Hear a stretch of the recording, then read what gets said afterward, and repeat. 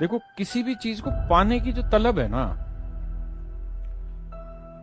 उसका मजा तभी आता है जब आप उसके लिए संघर्ष कर रहे होते हैं पूरे समय। मैं आपको एक रियल एग्जांपल अभी 1 सेकंड का बताता हूं, उसके बाद हम सीधा पढ़ाई पे आएंगे। देखो यार, मैं बहुत कम विश्वास रखता हूं फास्ट वगैरह रखने में, व्रत वगैरह रखने में, और बहुत कम रखता भी हूं। लेकिन आज मैंने सोमवार का व्रत रखा हुआ है, सुबह से कुछ खाया नहीं है। अब ऐसा मन में आ रहा है कि बस सामने एक बार कुछ रखा मिल जाए खाने का और तुरंत खा जाना है।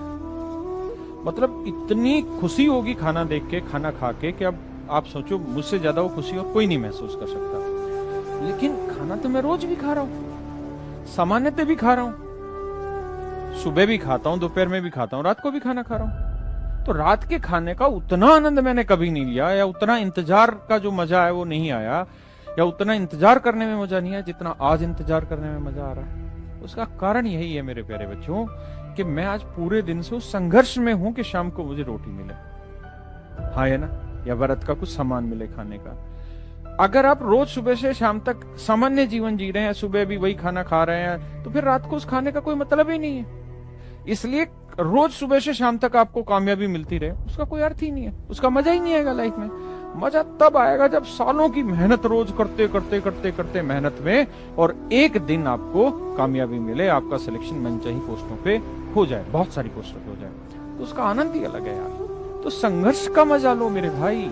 मेरे प्यारे बच्चों, इस बात पे भी ध्यान रखिए, जितना बेहतरीन तरीके से आप लड़ेंगे उतना ही बेहतरीन आपको परिणाम भी मिलेगा। जीवन में उदास होना एक स्वाभाविक प्रक्रिया है, लेकिन उदासीनता में अपने लक्ष्य को मत भूलिए।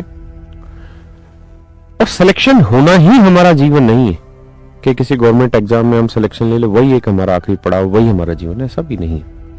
जीवन में बहुत सारे और मुकाम आएंगे जहां आप सिलेक्शन लेने पर जो चीजें प्राप्त करते हो उससे भी अच्छी चीजें आप प्राप्त करेंगे। और भगवान आप सबको सिलेक्ट करे, जो मुझसे पढ़ रहे हैं उनको भी, जो नहीं पढ़ रहे उनको भी। जो बच्चा मेहनत कर रहा है, भगवान उसकी मेहनत का परिणाम उसको जरूर दे, जो ईमानदारी से मेहनत कर रहा है। तो मेरा आप सबसे बस यही मतलब सुझाव है कि आप मन करके पढ़ते रहिए। जब भी थोड़ा सा उदासीनता आए आपके मन में, थोड़ा घूम फिर लीजिए इधर उधर, किसी चीज को मूवी वगैरह देख लीजिए, किसी और चीज में थोड़ा टाइम स्पेंड करिए, और फिर जरूर ये सोचिए कॉपी पे कि जो समस्या आपके साथ हो रही है, क्या वो सिर्फ आपके साथ है और किसी के साथ नहीं है? या जो परिवार की तरफ से दबाव है, या जो समाज की तरफ से दबाव है, क्या वो सिर्फ आपके ही साथ है?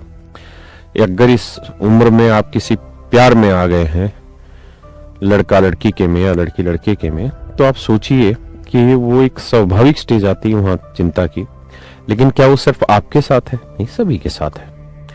क्या जीवन में आज तक कुछ रुका है? वक्त रुका है? बिल्कुल भी नहीं रुका। मतलब आपके पास बढ़ने के अलावा कोई ऑप्शन नहीं है। तो ऐसी स्थिति में आप कॉपी पेन लेके ये लिखें कि आपने कौन कौन सी अच्छी चीजें बाकी सबसे कर ली।